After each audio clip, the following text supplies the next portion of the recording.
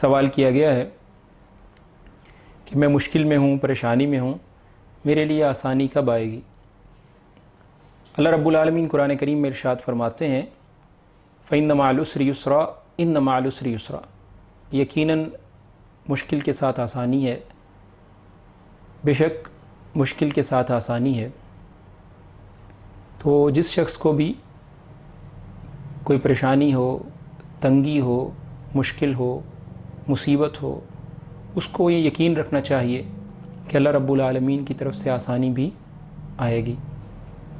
اللہ رب العالمین نے اس دنیا کو دارالامتحان یا ایک ایگزامینیشن ہال بنایا ہے، تو اس میں تنگی اور آسانی دونوں معاملات چلتے ہیں۔ اگر بھوک ہے اور کوئی شخص بھوکا ہے تو اس کے بعد لازمی طور پر اسے پیٹ بھر کے کھانا بھی ملے گا۔ اگر کوئی پیاسا ہے تو اس پیاس کے بعد پانی بھی اس کو میسر ہوگا۔ اگر رات اندھیری ہے، تاریک ہے، تو اس کے بعد ایک روشن صبح میری اور آپ کی منتظر ہے۔ اگر صحرا اور ریگستان میں سفر طویل ہے تو اس کے بعد یقیناً چشمہ راحت اور نخلستان جو ہے وہ بھی میسر آئے گا۔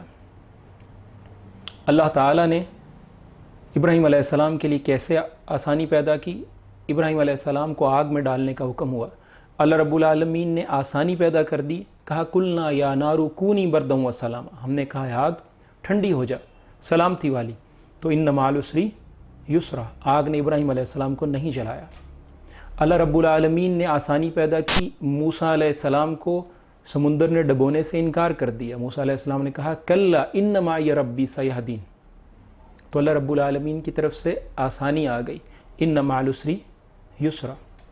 اللہ کے رسول صلی اللہ علیہ وسلم اور ابو بکر رضی اللہ عنہ غار میں موجود ہیں، دشمن غار کے دہانے پر پہنچ چکا، لیکن اللہ کے رسول صلی اللہ علیہ وسلم کو اور آپ کے ساتھی کو پکڑ نہیں پایا، قابو نہیں کر پایا، ان تک پہنچ نہیں پایا۔ اللہ کے رسول صلی اللہ علیہ وسلم نے فرمایا لا تحزن ان اللہ معنا، تو اللہ رب العالمین کی طرف سے آسانی آئی، ان مع العسر یسرا۔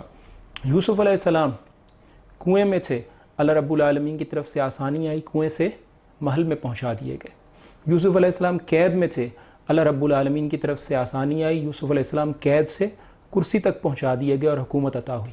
تو ان مع العسر یسرا۔ اگر آپ بھی کسی مشکل میں، کسی پریشانی میں، کسی مصیبت میں، کسی تنگی میں مبتلا ہیں تو اللہ رب العالمین پر یقین رکھیں، امید رکھیں کہ اللہ رب العالمین کی طرف سے آسانی آئے گی۔ من یتق اللہ یجعل لہ مخرجا، جو اللہ رب العالمین کا تقوی اور اللہ رب العالمین کا ڈر اختیار کرتا ہے، اللہ رب العالمین اس کے لیے راہ کھول دیتے ہیں۔ اللہ رب العالمین مجھے اور آپ کو دین کی سمجھنے اور اس پر عمل کی توفیق عطا فرمائے۔